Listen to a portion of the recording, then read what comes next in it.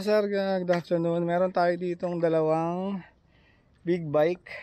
So siguro naman sa mga mahilig sa motor, alam niyo naman kung ano tong mga brand na to, no? So ito yung parehas na entry level big bike dito sa atin sa Pilipinas. So expressway legal parehas. Isang Duke 390 at isang 400 NK. So itong itim is ating personal na motor, si Bruno. And then itong orange is isang ating kaibigan, Master Ronald Patino, no? So pinahiram niya tayo para mai-compare natin yung specs. Para sa akin, pareha silang pogi. Pareha silang may dating. So magkaiba kasi sila eh. Magkaiba sila ng design. Although napanood ko kay Sir Zach Siska yung nag-design sa kanila, kaya medyo hawig din yung kanila. Tingnan yung looks, yung headlight nila. Ayan. So ngayon, i-compare lang natin sila kasi pares naman silang both entry level na big bike. So tingnan natin yung features ng dalawa, pati yung price comparison, ano. So itong nasa kaliwa ko is gawa ng KTM. And then itong nasa kanan ko is gawa ng CF Moto. So ang nasa left side natin isang Duke 390. So to be exact, ang kanyang CC is 373.2 cc. Pero sa ORCR niya is 400 cc na. So naka-round off. Kaya expressway legal siya. So hindi ka masisita, hindi ka uhulihin pag pinasok mo siya sa super highway. Ayan, may RFID. May auto sweep siya. So pwede siya. Kabila, ayan, meron din siya. Ayan. So ito namang si CF Moto, si 400 NK, is saktong 400cc. So wala tayong pag-uusapan doon. Hindi na kailangan i-round off. So sakto na siya, hindi na kailangan pang i-adjust. Pero pag-aralan muna natin, tingnan muna natin kung ano yung features nilang parehas, ano. So i-compare lang natin. Pagdating sa headlight, pareho silang maganda para sa akin. Yung isang kagrupo namin, ang sabi ni Sergio Moto, yung headlight daw ni Duke is parang Predator. Samantalang yung headlight naman ni CF Moto, ni NK400, is parang si Iron Man. Ayan, diba? Tama ba mga master? Agree ba kayo doon? Ako, okay sa akin eh. Diba? So kung mapapansin mo siya, tingnan mo yung signal light ni Duke 390. Tapos yung signal light ni 400 NK halos parehas. Di ba? And then parehas silang naka TFT screen. Ayan, TFT screen na rin sila parehas.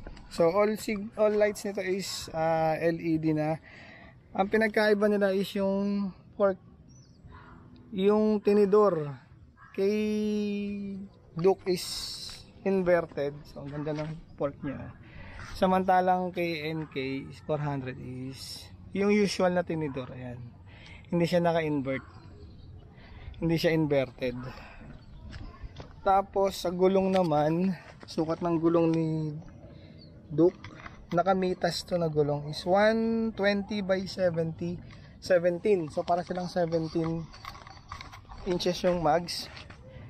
And then si KTM Duke 390 is 120. So halos same sila. Pares 120 yung sukat.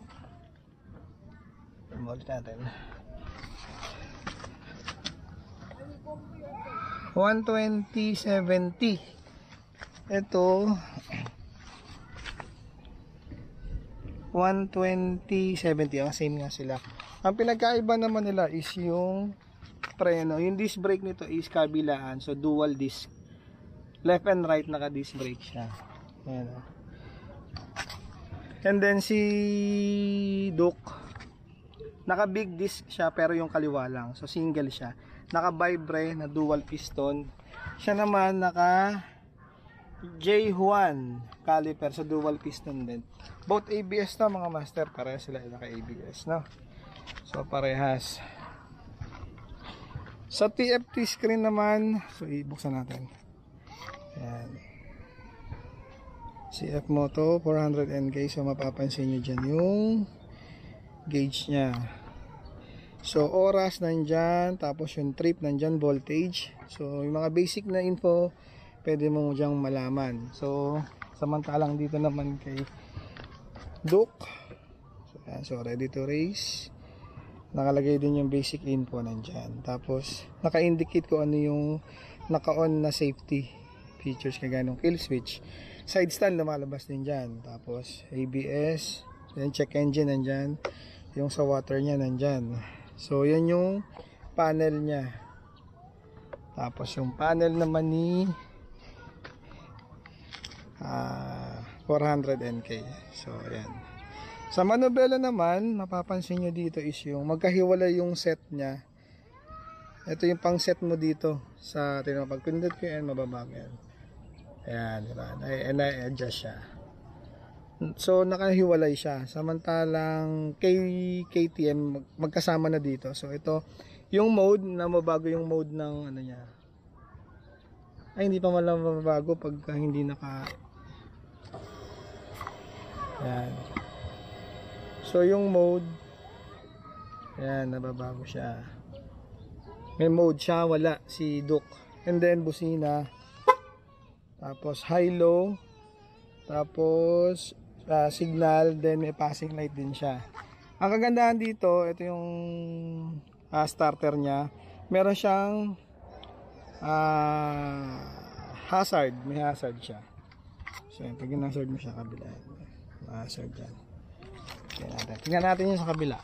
Kay Duke naman, ito yung pag-set mo siya, tapos signal, busina, then passing. So ayan, kill switch lang tsaka starter, wala siyang hazard. So yun lang yung advantage nitong ni NK400. Sa tangke naman mga master, 17 liters yung capacity ni Duke. So medyo malaki siya, ay ni NK. Samantalang si Duke naman is 11 liters. So 6 na litro yung pinagkaiba ng diferensya nila. And then kapansin-pansin dito mga master, yung laki ng radiator ni NK400 kay KTM Duke, kasi dual cylinder to mga master, dalawang cylinder. So inline 2 kung tawagin. Samantalang single cylinder lang tong si Duke 390, ano. So yun yung pinagkaiba nila, yun ang malaking difference sila. So mababago yung tunog talaga ng tambucho once na naka inline 2 tsaka single cylinder. Mamaya paparinig ko sa inyo kung ano yung tunog ng single cylinder saka dito sa inline 2. So suspension naman sa likod mga master, naka-single sila, naka-monoshock. Ayan, tagilid kay NK. Samantalang kay single din siya. Ayan. Tapos ayan yung swing arm nila. Swing arm ni KTM. Tapos yung swing arm naman ni Duke 390. So ayan din yung kanyang footrest. So ayan. So kung mapapansin nyo, mas malaki yung plato, yung chain, tawag dito, yung pinaka sprocket ni NK400 sa sprocket ni Duke 390, ano. Sa gulong naman mga master, para silang 17 din yung likod. Ang size ng gulong nito is 150 by 60, 17. Ito naman, nakamitas to ng gulong parehas is 160, mas malaki ng konti, then 60 mas malapad ng konti. Yung kay NK400. Pagdating naman sa tail light, both LED sila mga master, parehas LED. Ito hindi pa siya naka tail tidy. So signal light naman is flexible, then LED rin. Ito naka aftermarket na yung signal light nya, pero LED rin. Tambucho mga master, naka aftermarket na rin. Austin Racing ang nakakabit dito kay KTM. Samantalang kay CF Moto is Acra. So I think parehas copy lang din to, no? So ayan.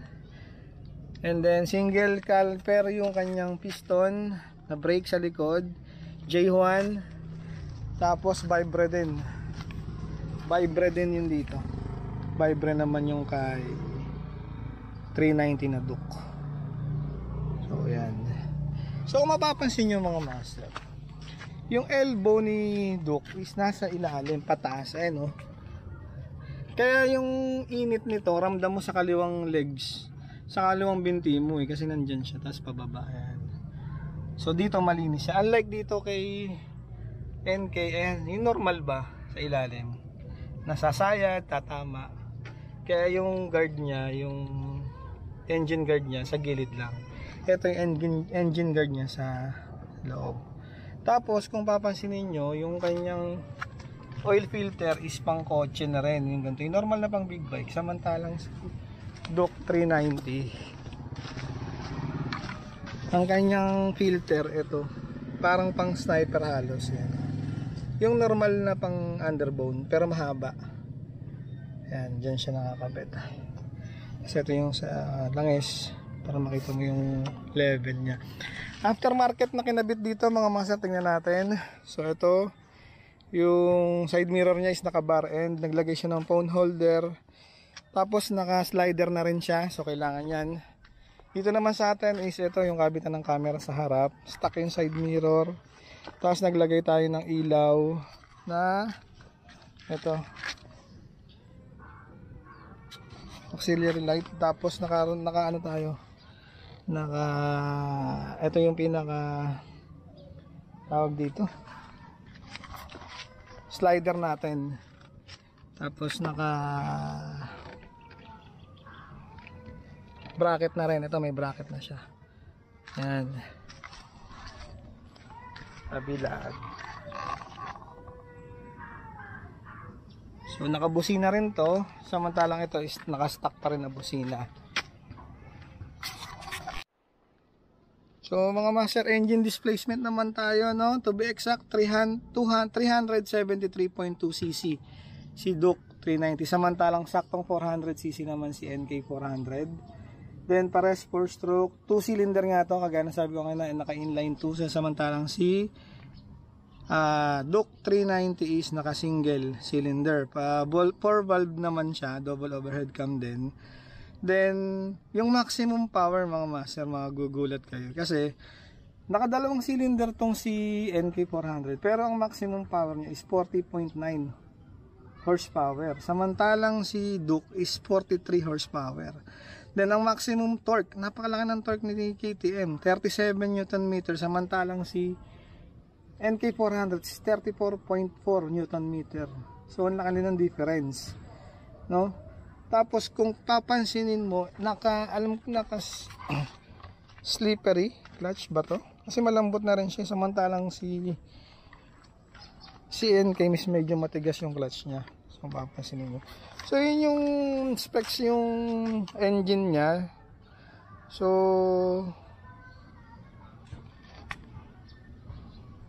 electric, pares naman electric, so wala siyang kickstarter. So usually pag mga big bike wala na talagang kickstarter yan. Yun, sa price naman tayo mga master, si Pongkan, si KTM, Duke 390, ang price niya is 289,000. Si CF Moto naman is 219,000 mga master. So ang laki ng difference sa presyo. Di ba? Magkano? 70,000. 70,000 ang difference. Isang 2-cylinder tsaka isang single cylinder, pero napakataas ng torque, napakalakas ng horsepower. So sila yung parehas na basic na entry level big bike dito sa Pilipinas. Pwede mong gamitin sa super highway, SLEX, NLEX, Skyway. So anywhere pwede mo na siyang dalhin. So hindi ka na mabibitin. So sound check naman tayo mga master. Pakinggan nyo yung single cylinder tsaka yung dual, yung inline 2.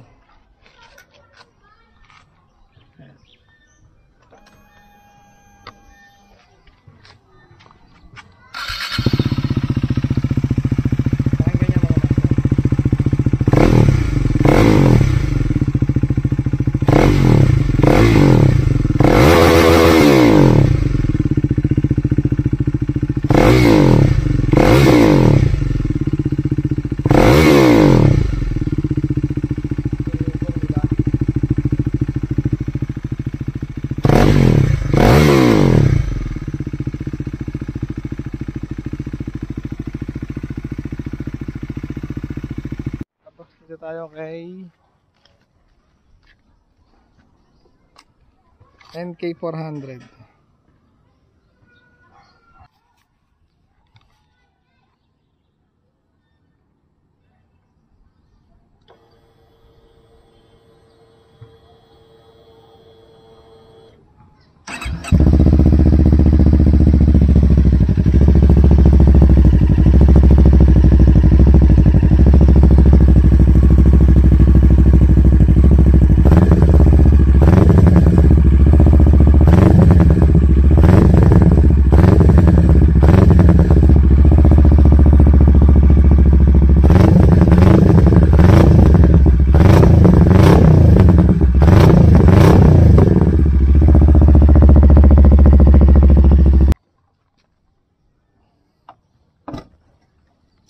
So yun yung tunog master nung 2-cylinder tsaka nung single cylinder. Ang kaganda kasi dito kay KTM, hindi siya cable type yung silinyador niya. Yan o, wala siyang kable, diba? Electronic type siya eh.